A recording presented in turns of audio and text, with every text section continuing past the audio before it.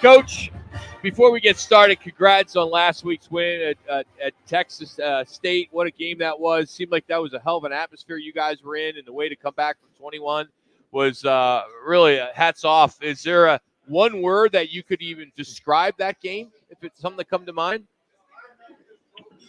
I think, first of all, how are you? Good. Endurance. I think just, it's kind of what we wanted. And I know that sounds silly to say, but, we've gotten to two fast starts with Wyoming and Mississippi State. And obviously, kind of gotten the lull there. We talked about Mississippi State. But, to be tested, to go on the road, not play our best football, and kind of find out, hey, what kind of grit does this team have? And does it have the grit that we think it does? And they certainly put that on display on Thursday night. Coach, when you look back, spring ball, fall camp, the first couple of games, what sustains that kind of mantra to come back and have that grit, as you mentioned? I think it's two things, really, with this particular group. I think, and I've talked about the first one, which is how hard they work. Like, these guys aren't scared of hard work. That's the thing that keeps showing itself every Tuesday and Wednesday. We get after it from a practice standpoint. And so hard work. And then I think the second thing is that we just have some good quality kids on this football team. And I'm talking about the spirit of who they are. And I think, when we went down 21-7, nobody really flinched. I called Kenny the next day. He was in Texas recruiting. I was here recruiting. And I called him. I just gotten done. I was sitting there and I was getting something to eat. And I called him. And I said, hey, man, you know what? We got something different with these guys. They didn't flinch. They didn't start, griping at one another. They just, hey, we got this. And they figured out a way to win. And I think that's, at the end of the day, there's no style points. As you guys know, dub's a dub. And we're sitting here talking at 3-0. Coach, and you get somewhat Scatteroo gets shut down a little bit, but I think that Sam Levitt, talk about a great bounce back game, but more importantly, making plays when he had to, throwing the ball, running the ball. That boded very, very well for this team. And I think his leadership aura around him might have grown as well, too, in that game. Oh, I think you're absolutely right. And from a coach's perspective, probably couldn't have unfolded any better for us to have that happen, right? You're going to need Sam to grow and develop the passing game, which I think we all believe he has the capability to do. We've just been so efficient at running the rock the first couple of weeks. These guys were going to go out of their way to make sure that we didn't, have as effective run games. So, he's elevated his game, and we beat him with some great passing plays. And I think that's only going to bode well for Sam and the Sun Devils as we move forward into the, second quarter of the season. What's the difference in Texas State from the Texas State in years past, Coach?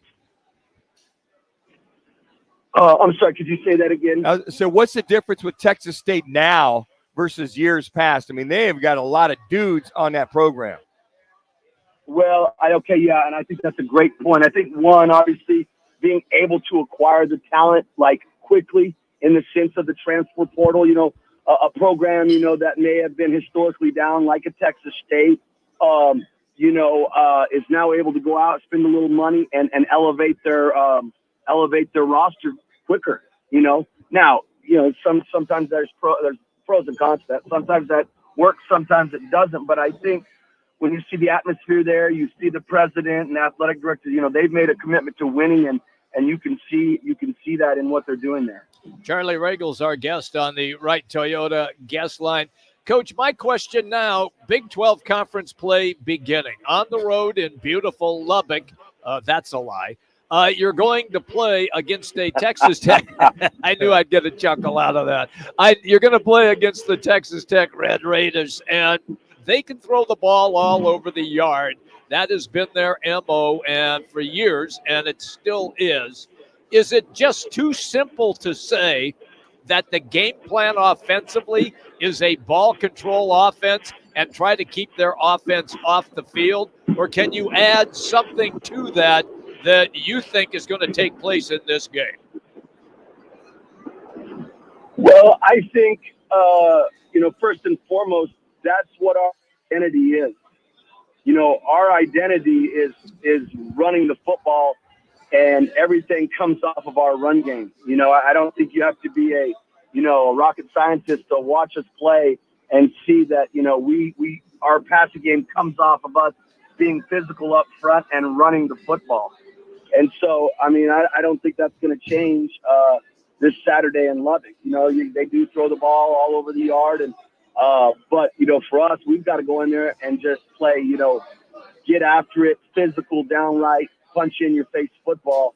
And I think if we do that, I like our chances.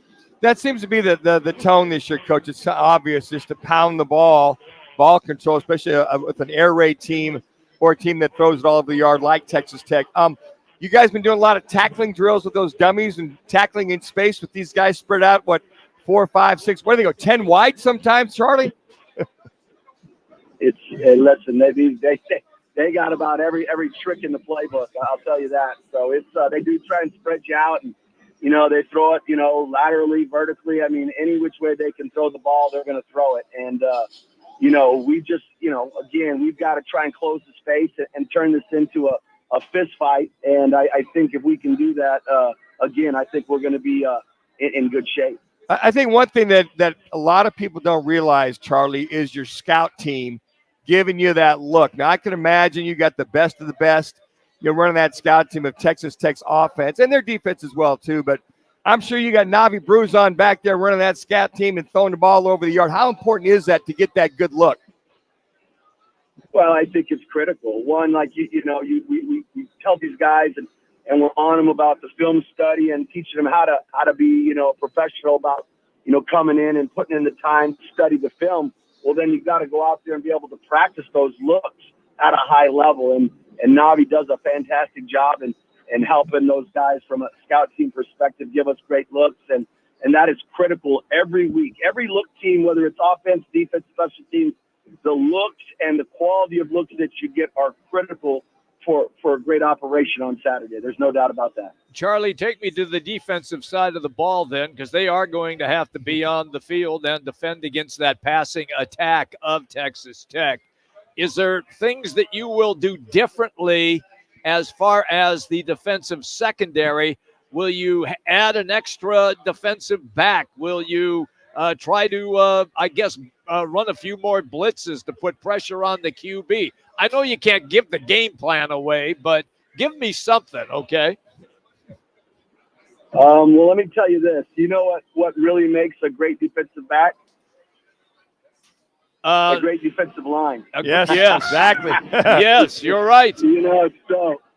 I think those guys know up front that we've got to come play our A game up front. And the more pressure that we can get on these guys, the more we're going to have to, make them throw the ball sideways, right? It takes time if you want to take shots and throw it and stem vertical passes. That takes time. That means you got to be able to hold up in the pocket more with protection.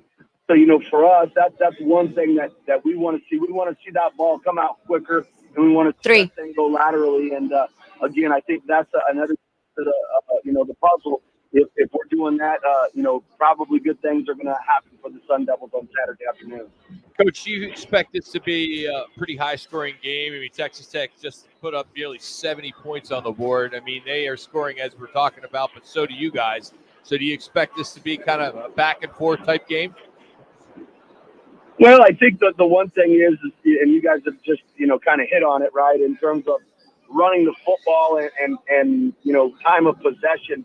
Those things are critical, right? And when you have an offense that throws around as much as they do and has put up the amount of points, I think, again, establishing a good solid run game and eating up some clock will help counterbalance, that high scoring output. And I think, philosophically, me personally, just running the football and playing quality defense and good special teams wins a lot of football games. And I think that the guys in our building really subscribe to that message, and that's the goal again on Saturday.